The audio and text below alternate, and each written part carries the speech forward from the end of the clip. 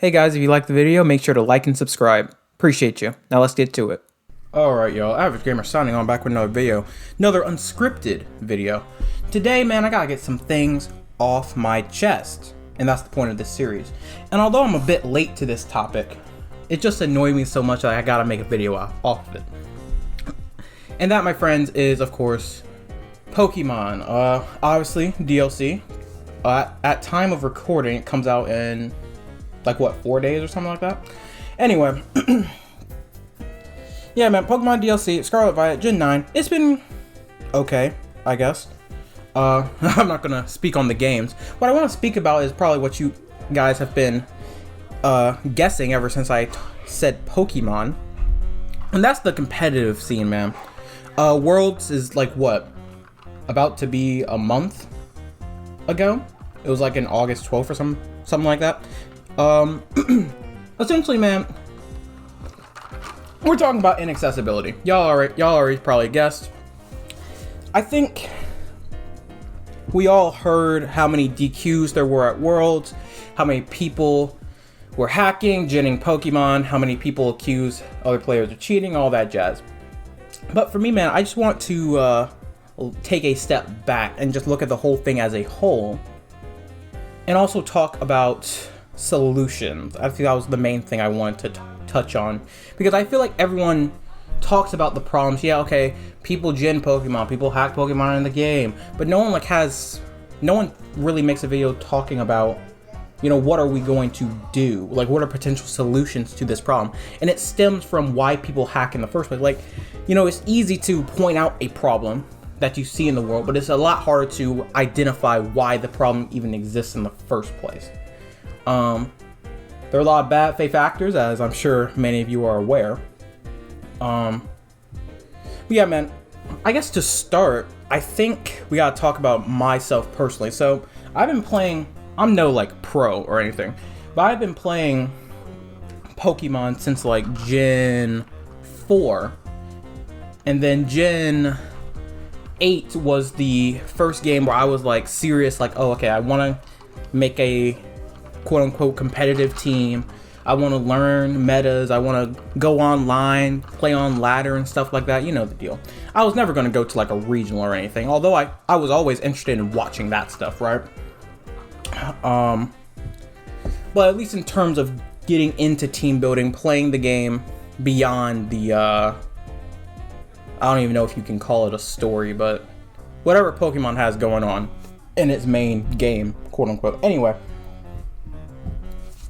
And as I was learning, particularly in Gen 8, so this would be like, what, 4-ish years ago? I started wondering, man, like,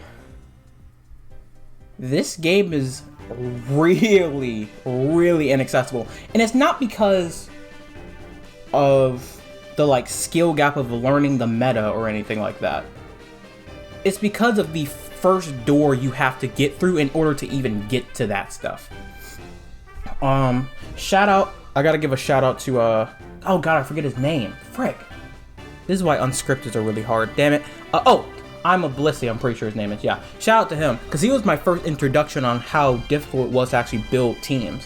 Because I always knew, like, there was always murmurs that I heard through the grapevine that it was hard, but I never knew how hard it was. And I got lucky because the generation that I started having that inclination to play, quote-unquote, competitively, was in Gen 8 when they made massive improvements. But I feel like going into Gen 9 now, it's more of like a 2-step forward, 1-step back kind of deal. Like natures, mints, bottle caps, vitamins, an EV resetter. Like, these are all good things. And I think it made Gen 8 one of the better Pokemon generations in terms of engagement and competitiveness. Well, in the competitive scene, I should say. But I think in Gen 9 we didn't necessarily take steps back. It's more so a sidestep. It feels like we improved on some things, but exacerbated other underlying issues that haven't been addressed yet. Because yeah, if all you wanted to do was Nature Mint and EV your Pokemon, like, you're good to go, man. Like, they've given you pretty much every tool to do it very easily. The problem is, in my eyes, now, is the two things that they haven't really seemed to address or only partially address.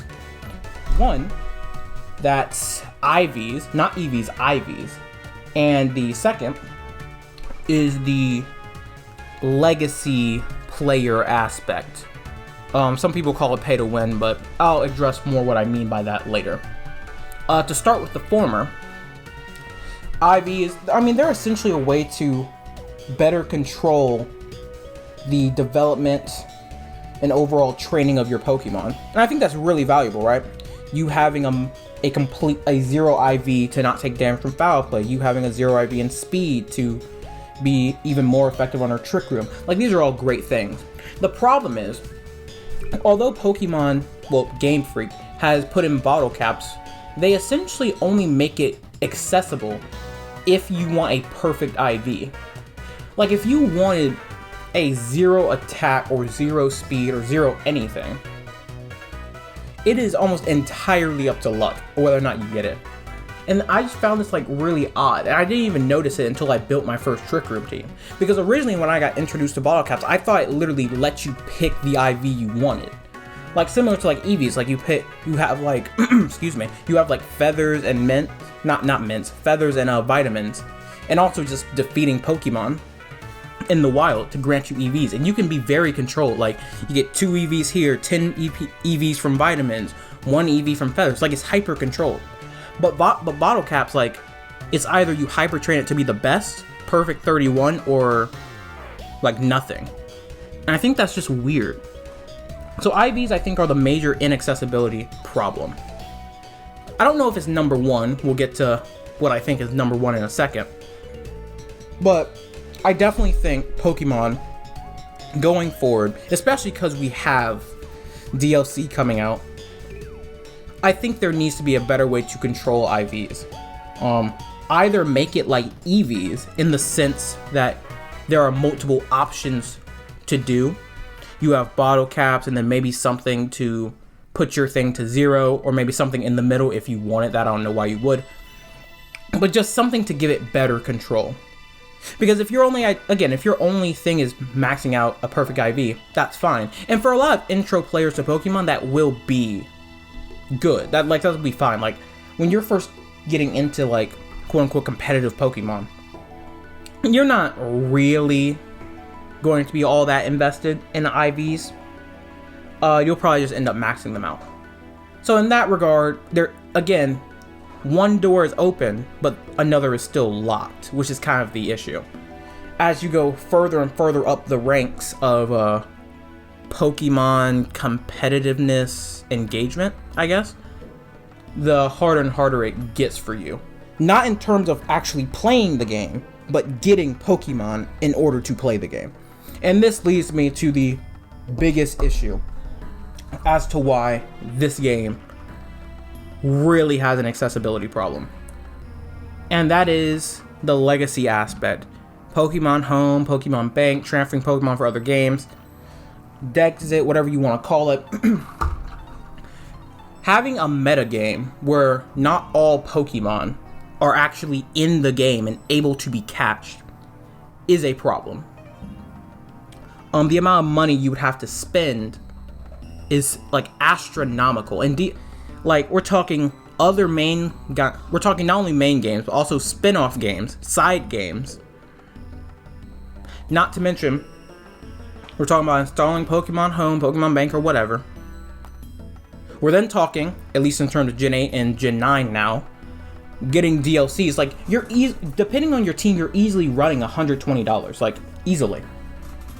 And this is, honestly, I would still have a problem with it in a theoretical sense. But what makes it a problem in practicality is that a lot of these mons are also meta-defining picks. Urshifu Rapid Strike, very good. Heatran, very good. Cresselia, very good. Ursaluna, very good. These Pokemon, who the meta, in some regards, is centered around, are locked behind these other games. And you have to play them. And it's not like you just buy the game and immediately get a legendary. You have to play through the game. And let's be real, if we're, God forbid, we're talking like Ultra Sun and Ultra Moon, like playing through those games, like I never even finished Gen 7. Like there's no way I'm doing that, right? It's just a slugfest, not to mention you only get one legendary per save file.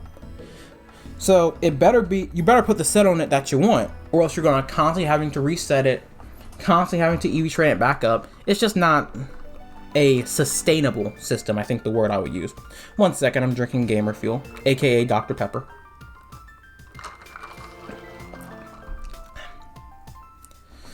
So yeah, the best mons are often not in the game. You need to play main games and spin-off that will run you $100+. If the Pokemon in question is a legendary, you only get one per save, so you gotta replay these boring ass games multiple times over, which is not good.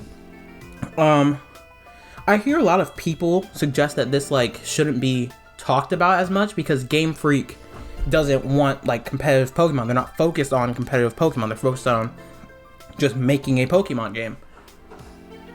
And I feel like, I don't know, like 10 years ago, that was a somewhat okay excuse. But like, and I could be wrong on this because I get a lot of things mixed up, but like Gen 8, again, if it was true that Game Freak, didn't want to push competitiveness in any way, then there would be no reason to make the changes they've made for the better part of like 7-8 years in terms of accessibility. There would also be no reason for them to push engagement of competitive as much as they have. Like more funding for world events, streaming it, things of that nature. I'm pretty sure prize pools have increased as well. I may be wrong on that. Someone fact check me. So I don't think that's an excuse anymore, because I think they actually are prioritizing it. Not to mention in terms of, let's say you're not talking about like competitive, like going to regionals, nationals, or whatever. Like even on like online, it affects like online ladder players as well. Because regulations are constantly changing. And you're adding and so are the wow, I'm slurring my words like crazy. Not only are regulations changing constantly, like we're in Regulation D now. Regulation E is about to come out. If you're, I don't know about regionals, how they work it, but I saw on the Nintendo Switch news, Regulation E is going to come out pretty much beginning of October, maybe? And these regulations are only lasting a couple months. So you have to go on Showdown. We'll get to Showdown in a bit, because that's another argument people use. So you have to essentially learn the regulation, find the team you want to play, make that team, practice with it, and play in a matter of 2-3 months. It's just not sustainable, and it's just not realistic for most players to do. Unless Pokemon is literally your life, which for the majority of people it's not, so. Anyway. Showdown, yeah. This was another common, rebuttal, that's the word. Not a rebuttal, but a thing worth mentioning. And although I think Showdown is very good and I use it quite often, if we're being real, Pokemon Showdown is a simulator. Like, it's not meant, like when you go to a regional, you're not playing on Pokemon Showdown. And I don't think you should. I think there's something to be said about playing the actual game. Being on ladder, ranking up in the actual game. Seeing your as wild as this game looks, and as poor as this game looks, and as poor as some of the animations are, I think there is something to be said about watching your Pokemon in the game and not on Showdown. I think there's something to be said there. But even on this front, from a more like casual perspective, or even like viewing perspective, I think Game Freak failed at this as well. Because again, the game doesn't look great. Not to mention though, every time I go on ladder, I'm either playing out on like the schoolyard or like that Elite Four room, I think it was, like with all like the bluish tiles or whatever. Like, why am I not in a variety of places when I'm fighting? I'm sorry, we're ranting about random stuff here. I know it's supposed to be about the inaccessibility of competitive, but this is like genuinely weird to me. You have all of these dope locations for potential fights, and you don't use them. the final battle scene against the professor, Rhyme, what's her name? Rhyme in Montevera. Like, could you, like, I mean, literally the doubles gym leader.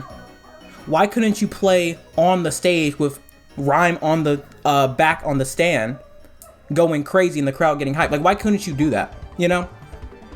Why you have to have the schoolyard, the most boring place in existence, and the Elite Four room? Oh, wait, that's the most boring place in existence. Okay, the first and second most boring places in existence. Alright. Places that don't even have any style to it whatsoever. Granted, the game lacks style generally speaking, but those are like the best examples of it.